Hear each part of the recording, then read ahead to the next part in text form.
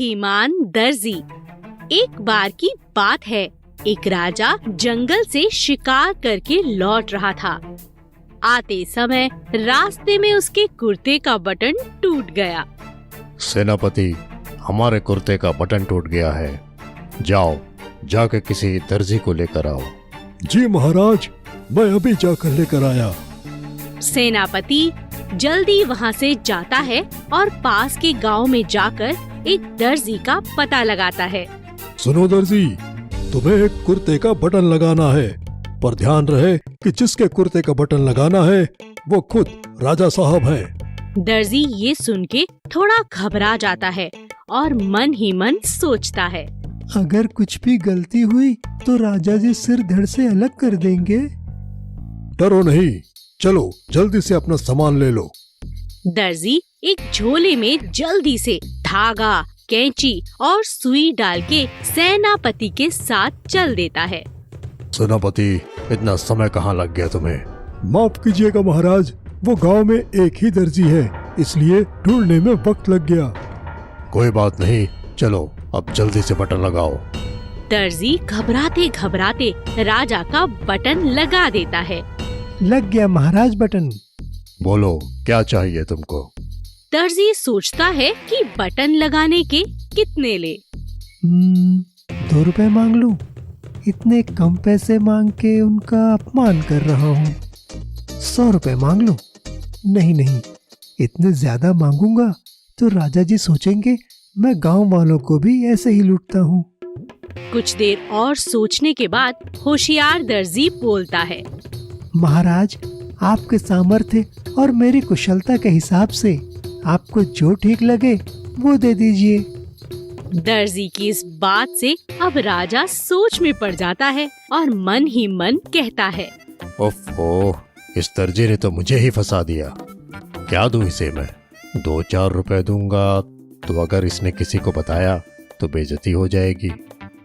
वैसे दर्जी समझदार तो है, इसे कुछ इनाम तो देना ही पड़ेगा। कुछ देर सोचने के बाद, तुम दर्जी तो अच्छे हो ही, लेकिन बुद्धिमान भी हो। सेनापति, इस दर्जी को 2 गांव दे दिए जाएं। आपका बहुत बहुत शुक्रिया राजा जी।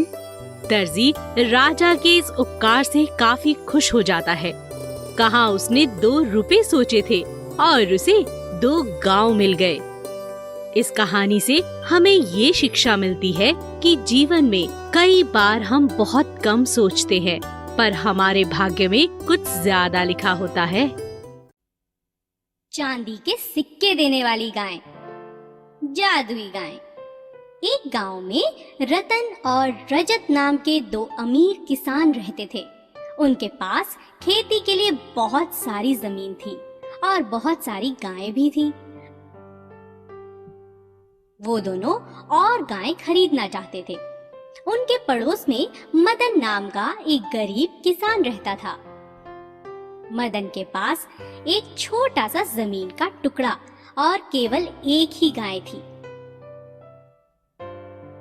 मदन के पास जो भी कुछ था वह उससे संतुष्ट रहता था और भगवान को उसके लिए धन्यवाद देता था।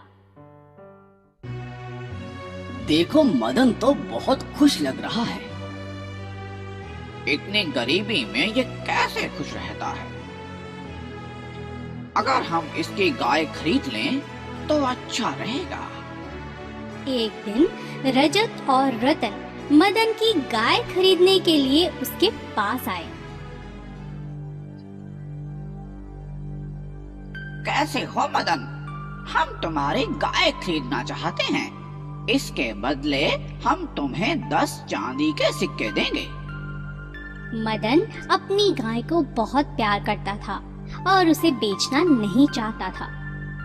मुझे अपनी गाय बेचनी नहीं है, आप लोग किसी और से गाय खरीद लें। मदन के मना करने पर रतन और रजत बहुत गुस्से में आ गए। उन्होंने सोचा कि वो मदन से बदला लेंगे। रतन, मदन ने हमारा अपमान किया है और गाय भी नहीं बेची। हाँ रतन, हमें अपने अपमान का बदला लेना चाहिए। क्यों ना कुछ ऐसा करें कि वह अपनी गाय बेचने पर मजबूर हो जाए। यही हमारा बदला होगा। अच्छा, कैसे? हम उसकी फसल नष्ट कर देंगे, तो वह क्या खाएगा और क्या गाय को खिलाएगा? उन दोनों ने रात के समय मदन के खेत जला दिए। मदन ने जब यह देखा तो बहुत उदास हो गया। हे भगवान, यह क्या हो गया? अब मैं जीवन यापन कैसे करूंगा? कई दिन बीत गए और मदन का सारा राशन खत्म हो गया। मदन और उसकी गाय दोनों भूखे थे। उसने सोचा, अब मैं गाय को कुछ नहीं खिला सकता, इसे बेच देता हूँ। नया मालिक इसे खाना तो देगा। अगली सुबह मदन गाय और अपनी सारी पूंजी लेकर गाय बेचने के लिए निकल पड़ा। रास्ते में उसने सोचा, मेरे पास केवल 10 सिक्के हैं। रास्ते में कोई चोर या लुटेरा मेरे ये सिक्के छीन लेगा तो बहुत बुरा होगा। मैं यह सिक्के अपनी प्यारी गाय के गले से बांध देता हूँ।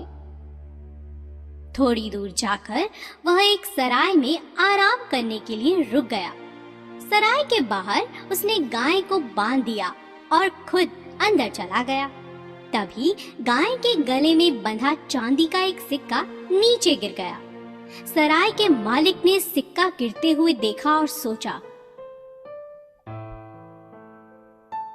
यह गाय तो चांदी का सिक्का देती है। शायद इसके मालिक को यह बात नहीं पता। क्यों ना मैं यह गाय खरीद लूं? क्या यह गाय आपकी है?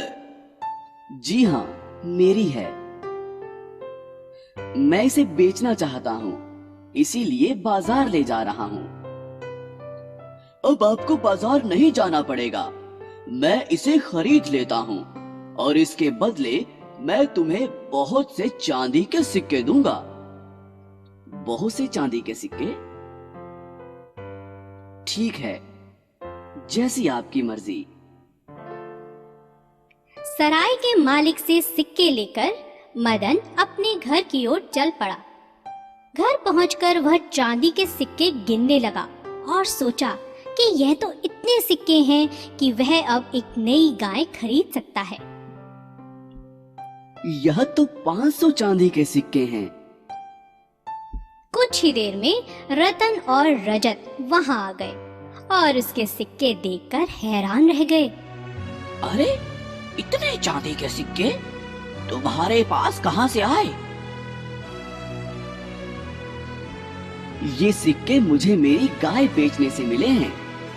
भगवान ने मुझ पर कृपा की है और अब मैं बहुत सी गायें खरीदूंगा। रतन और रजत यह सोचकर उदास हो गए कि उनकी योजना उल्टी पड़ चुकी थी। मदन अब अमीर बन चुका था। किसी को नुकसान पहुंचाकर आप खुश नहीं रह सकते। लालच और जादुई पेड़। बहुत साल पहले श्याम नाम का एक लक्कड़हारा था। वो काफी मेहनती था। वो हर दिन जंगल जाता और वहाँ से लकड़ियाँ काट के अपने तांगे पर लेकर बाजार जाया करता था। तुम्हारे पास सबसे अच्छी लकड़ियाँ होती हैं श्याम, क्योंकि तुम जंगल में रहते हो और तुम जंगल का कोना कोना जानते हो। ये लो श्याम, पर संभाल के। तुम बहुत अच्छे और मेहनती इंसान हो, पर मुझे पता है कि तुम्हारी एक कमजोरी भी है, जुआ खेलना। घबराओ नहीं राम, मैं ये जुआ जल्दी ही छोड़ दूंगा। बस आज आखिरी बार खेलूंगा। आज मेरी किस्मत बहुत अच्छी है। अगर आज मैं बहुत पैसे जीत गया तो मैं जुआ खेलना हमेशा के लिए छोड़ दूंगा। शाम के साथ 3 लोग पत्तों के साथ बैठे थे। सब शाम पे हंस रहे थे। शाम का सर झुक गया और वो वहाँ से चला गया। शाम को जुआ खेलना बहुत पसंद था, पर जुए को शाम नहीं पसंद था। वो हमेशा हारता रहता था। राम सही कह रहा था। वही मेरा सच्चा दोस्त है। अब मुझे जुआ खेलना हमेशा के लिए छोड़ देना चाहिए। मैं वादा करता हूँ अब से कभी भी जुआ नहीं खेलूंगा। भगवान मुझे आशीर्वाद दो कि मेरी सारी गलत आदतें खत्म हो जाएं। हर दिन की तरह शाम फिर से जंगल में लकड़ियां काट रहा था। अचानक उसे कुछ आवाज सुनाई देती है। कोई मुझे बचाओ, उसे कोई नहीं दिखता। कोई है? उसे फिर से तेज आवाज आती है और वो उस आवाज की तरफ जाता है। बचाओ, बचाओ, कोई मुझे बचाओ, कोई है? श्याम दद्दू की मदद करने के लिए उनकी तरफ दौड़ता है। दद्दू का पैर पत्थर में फंस गया था। श्याम जाके जल्दी से पत्थर हटाता है और उसे एक बाजू करता है। वो दद्दू को उठा के अपने तांगे पे ले जाता है। दद्दू का कोई नहीं था, तो श्याम ने उनकी सेवा एकदम अपने पिताजी जैसे की। दद्दू की तबीयत अब ठीक हो जाती है। शुक्रिया श्याम, तुमने मेरी जान बचाई और मेरा ख्याल रखा। तुम बहुत दयालु इंसान हो। ये तो मेरा फर्ज था दद्दू। दद्दू अपने हाथ से निकाल के श्याम को कुछ देते हैं। श्याम उसे देखता है, वो एक बीज था। इस बीज का मैं क्या करूं दद्दू? ये कोई साधारण बीज नहीं है बेटा। ये पेड़ 1 साल में फल देने लगता है और इसमें साल भर में जितने फल आते हैं एक साथ उगते हैं। सबसे ज्यादा रसीले और मीठे और सबसे स्वादिष्ट फल आते हैं इसके। बस एक बात का ध्यान रखना कि तुम फल तोड़ नहीं सकते। जब जिस फल का मौसम होगा वो अपने आप गिर जाएगा। दद्दू वहाँ से चले जाते हैं। फिर श्याम अपने बागीचे में जाके बीज बो देता है। पेड़ साल भर में उग जाता है। 1 साल बाद पेड़ आम, संतरे, अंगूर, पाइनएप्पल से लहलहा रहा था। श्याम तांगे में आम भर के बाजार लेकर जाता है। तभी वहाँ से राम निकलता है। कहाँ हो तुम श्याम? काफी दिन से दिखे नहीं और मुझे लगता है कि तुमने लकड़ी का काम बंद कर दिया। हाँ राम, अब मैं शहर के सबसे अच्छे फल बेचता हूँ। वाह श्याम, सुनकर काफी खुशी हुई। घर जाते वक्त श्याम उसी जुए खाने से गुजरता है। उसका मन बहुत था जाने का, पर वह नहीं जाता। ए श्याम, चल आजा, जुआ खेलते हैं। नहीं नहीं, मैंने जुआ खेलना छोड़ दिया है।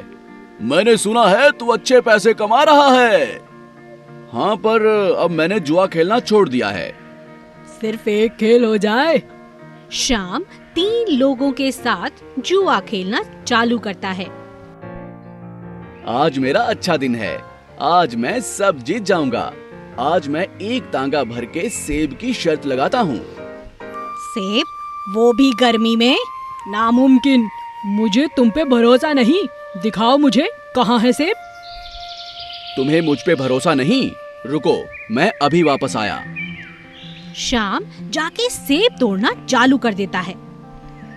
आज जीतने के बाद मुझे कुछ नहीं चाहिए, ये फल भी नहीं। श्याम सेब लेकर पहुंचता है। मैंने आज तक इतने लाल सेब नहीं देखे। ये तो काफी अनमोल हैं। चलो खेलें। श्याम एक बहुत ही बेकार जुआरी था। श्याम जाके देखता है कि वो जादुई पेड़ पूरा सूख चुका था। हे भगवान, मैं क्यों इतना लालची बना? इस लालच के कारण मैंने सब खो दिया।